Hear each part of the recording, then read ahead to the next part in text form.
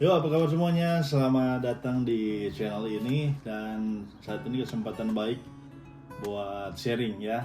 Nah, saya em, jalan-jalan dan bertamu di rumahnya Bung Ronald.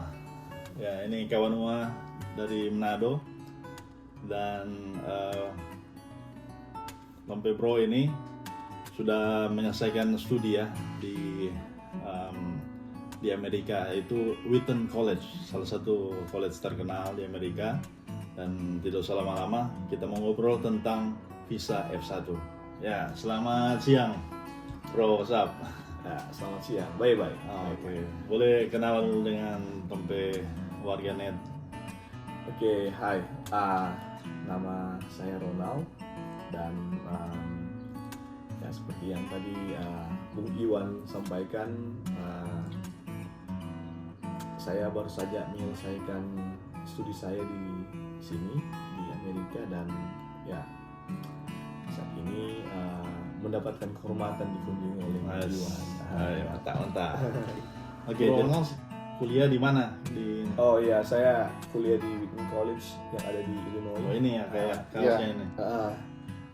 Dia sebenarnya masih seputaran kota Chicago yang di Illinois sana. Jadi cukup Ya terkenal ya. Wheaton College. Anda search saja Wheaton College ya. Nanti juga ada linknya di bawah. Oke. Nah, itu Illinois ya, bukan Illinois. Oke. Jadi sampai Bro Ronald ini kita sudah kenal so lama dari SMA. Nah, dari SMA sama-sama di Manado dan orang kuliah juga sama-sama di International Business Administration di Unsrat ya. Nah, kemudian dari itu baru depart, dia melalang kemana-mana, kita cuma di Manado saja. Dan ini ketemu di Amerika Serikat. Jadi kita saat ini video kita mau tanya-tanya tentang visa F1. Oh, oke. Ma bro. Nah, visa F1 ini juga dikenal adalah visa studi ya, student. Ya. Nah, jadi pertanyaannya, kalau visa F1 itu sebenarnya visa untuk apa ini? Ya, jadi visa F1 ini visa yang dikeluarkan oleh kedutaan Amerika ya di seluruh dunia untuk bagi yang mau belajar di Amerika. Oke. Nah, berarti ini beda dengan kalau orang mau jalan-jalan, mau pesiar ya? Oh, beda. Ada perbedaan cukup mendasar untuk dua jenis visa itu. Nah, jadi guys, visa ke Amerika itu ada banyak. Cuma yang mungkin dijelaskan di dalam channel ini yang waktu itu adalah visa B1, B2 ya. Nah, sekarang ini ada jenis visa yang lain yaitu F1. Tadi Bung Ronald sudah jelaskan bahwa ini ada perbedaan ya. Nah, kira-kira perbedaan mendasar apa itu? Ya, tentu saja kalau kita ingin apply untuk visa F1 atau visa student, kita harus diterima di salah satu sekolah, college atau university yang ada di Amerika gitu. Jadi sekolah pun high school bisa dapat F1 gitu. Oh, bisa ya, high school bisa ya? Bisa. Berarti dia dari SMP bisa apply untuk high school. Begitu. Sejauh yang saya lihat di berbagai sumber bisa ya? Iya. Oke, jadi diterima. Kemudian ada langkah-langkah selanjutnya yang harus diikuti, seperti kita harus setelah diterima, kemudian kita harus menyiapkan dokumen kompetensi dalam bahasa Inggris, kemudian ada juga financial document yang harus kita persiapkan untuk nantinya kita submit ke college yang menerima kita. Oke. Untuk kemudian mereka akan mengeluarkan dokumen yang namanya I-20. Iya, I-20. Ya. Nah, itu apakah kuliah S1 atau S2? Seperti saya bilang tadi, untuk I-20 ini bukan hanya terbatas untuk bachelor atau S1 atau S2 atau master. Dia untuk high school yang correct me if I'm wrong ya, kalau misalnya ada yang lebih tahu.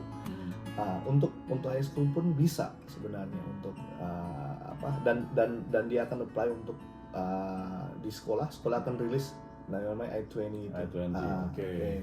Nah, jadi guys, ini ada catatan menarik ini. Yang pertama, kalian harus diterima dulu. Berarti kan mesti apply. Apply mendaftar di college, di university, atau tadi disampaikan high school. Ini high school swasta atau Anything. Yang catatannya bisa ada high school keluar, yang bisa menerima international student. Oke, itu catatannya ya. Nah, kemudian bikin yang namanya kompetensi. Harus sesuai dengan kompetensinya school tersebut agar diterima. Setelah diterima ada dokumentasi yang menyatakan bahwa secara keuangan kita mampu untuk finance study ya. Finance ya. Iya.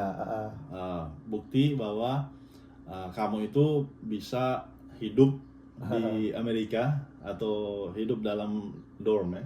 Sementara kuliah. Iya, ada dormitorinya juga yang akan dikasih. Baik.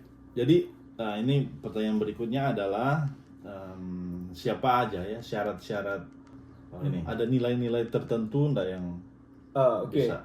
Jadi poinnya adalah bagaimana cara kita meyakinkan university atau college untuk menerima kita.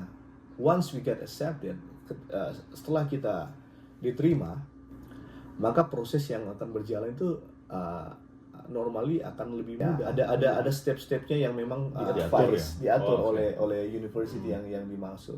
Sampai dengan prosedur bagaimana cara kita mengurus visa. Itu akan dibantu, akan di-advise oleh. Nah, jadi guys, visa F1 kalau kalian mau apply, pastikan kalian udah diterima ya, diterima lewat ya daftar online saja ya. Daftar online, kemudian sediakan dokumentasi bahwa Anda secara finansial itu mampu atau mungkin scholarship ya. Nah, kemudian dari universitas atau college atau sekolah apapun itu akan mengeluarkan I-20. Nanti kalian search saja ya, nanti juga saya taruhkan ya I-20.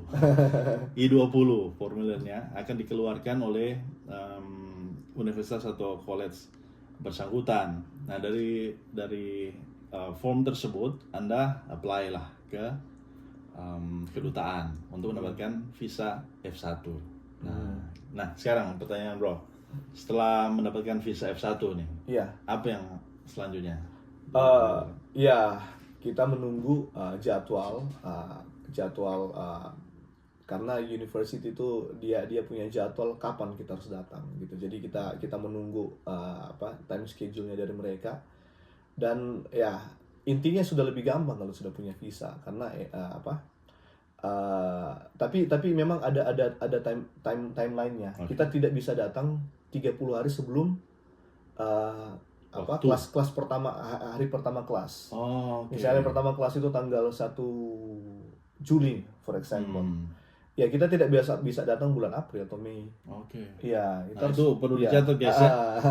Jadi pada saat sudah dapat visanya, pastikan kamu tahu tentang jadwal perkuliahan di universitas di mana kalian daftar. Kalau misalnya contoh tadi ya, tanggal 1 Juni kelas pertamanya, Anda tidak bisa datang 30 hari sebelumnya. Ya, berarti bisa datang di bulan Mei begitu ya. Jangan datang di April begitu ya. Nah, oke bro, mungkin ini dulu pertanyaan yang ditanya-tanya ya. Kalau misalnya di sebentar kuliah ya, sebentar belajar, apa bisa kerja? That's a really good question.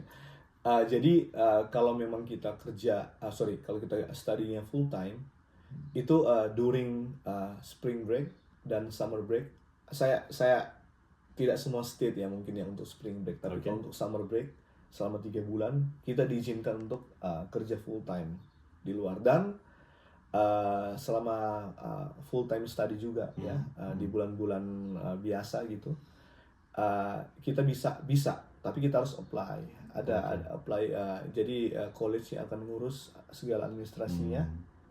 Dan kita dibatasi jam.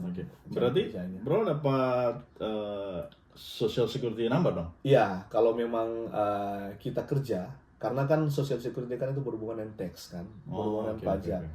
Setiap penghasilan yang kita dapat itu ada taxation-nya Oh, gitu kan, iya. ada taxation sistemnya gitu. Nah, Jadi dengar tuh. ada ada social security number yang akan diberikan. Oke, Ah. nice.